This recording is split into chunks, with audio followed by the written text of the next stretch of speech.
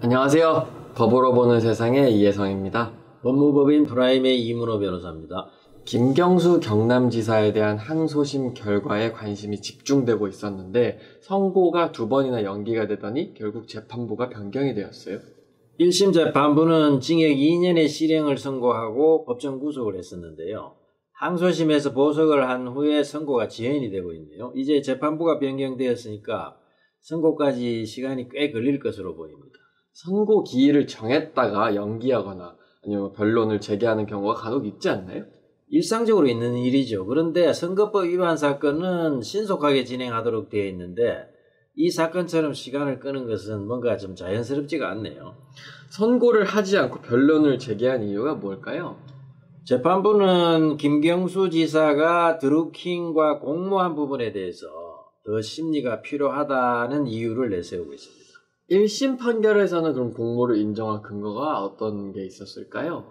1심에서 크게 2가지를 공모의 근거로 들고 있는데요. 하나는 이제 김경수 지사가 보는 앞에서 선거 조작 프로그램인 킹크랩을 시연한 사실이 인정된다는 것이고, 다른 하나는 드루킹과 김 지사 사이에 주고받은 그 SNS 내용이죠.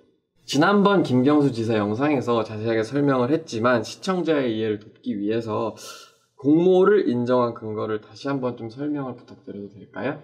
드루킹 측은 김 지사가 보는 앞에서 여론조작 프로그램인 킹크랩을 시연하고 김 지사의 동의를 받은 후에 여론조작에 나선 것이라고 주장을 하고 있고, 김 지사는 킹크랩을 들은 적도 본 적도 없다고 주장을 했죠. 그런데 재판 단계에서 드루킹 측이 주장한 일시에 킹크랩을 이용해서 포털 사이트, 다음이나 네이버 같은 포털 사이트에 접속한 로그 기록이 제출되었어요. 그래서 드루킹 측의 진술이 신빙성이 있다고 재판부가 판단을 했던 겁니다.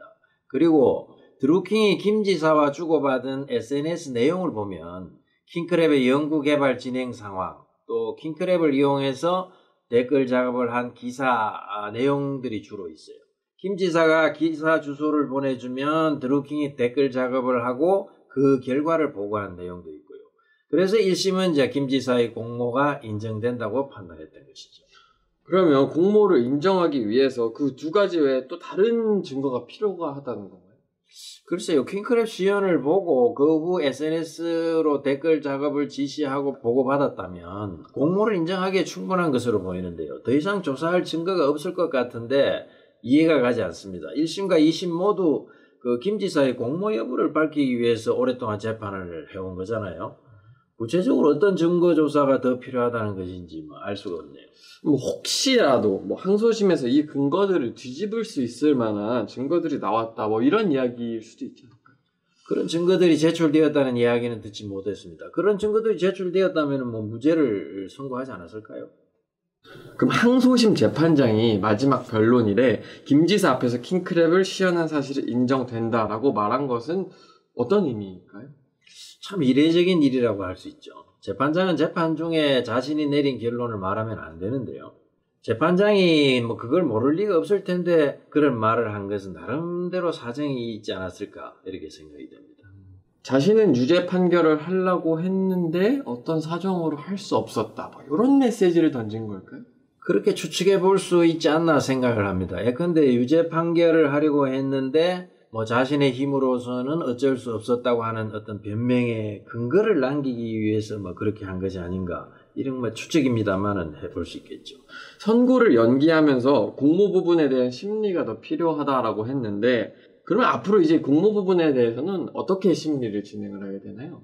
공모를 인정할 만한 추가 증거를 조사를 해야 되는데 그런 증거는 이미 다 조사가 되었다고 봐야 되겠죠. 더 조사할 증거가 있을까요?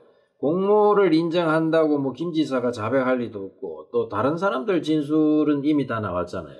재판부가 바뀐 후에 쓸데없는 증인을 불러서 신문한 후에 선고하지 않을까 이런 생각이 됩니다. 근데 재판장이 그냥 내가 선고할게 하고 선고하면은 선고할 수 있는 거 아니에요? 주심 판사가 우리법연구회 출신으로 알려져 있죠. 우리법연구회의 후신이 국제법인권연구회인데 현재 아시다시피 사법부는 김명수 대법원장을 중심으로 해서 국제인권법 연구회 출신들이 지금 다 장악을 하고 있잖아요. 그러니까 주심 판사가 총선 전에 유죄 판결을 하는 것을 막으려고 했다면 선고가 어려웠을 수도 있겠죠. 어디까지나 이건 뭐 추측에 지나지 않습니다만.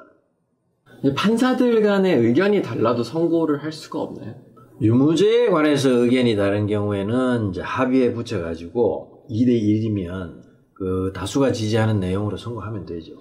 재판장이 판결할 마음만 있었다면 합의에 붙여서 밀어붙이면 되고 뭐 그렇게 하지 않을 거면서 변론을 굳이 재개를 하고 거기다가 김 지사가 킹크랩 시연을 본 것으로 확인된다라는 쓸데없는 말까지 덧붙였을까요?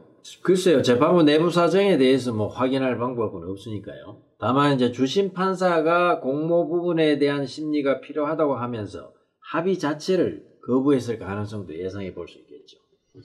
무죄 선고가 무죄 판결이 어렵다는 것을 알고 선고를 연기하는 쪽으로 방향을 틀었다 이런 말인가요?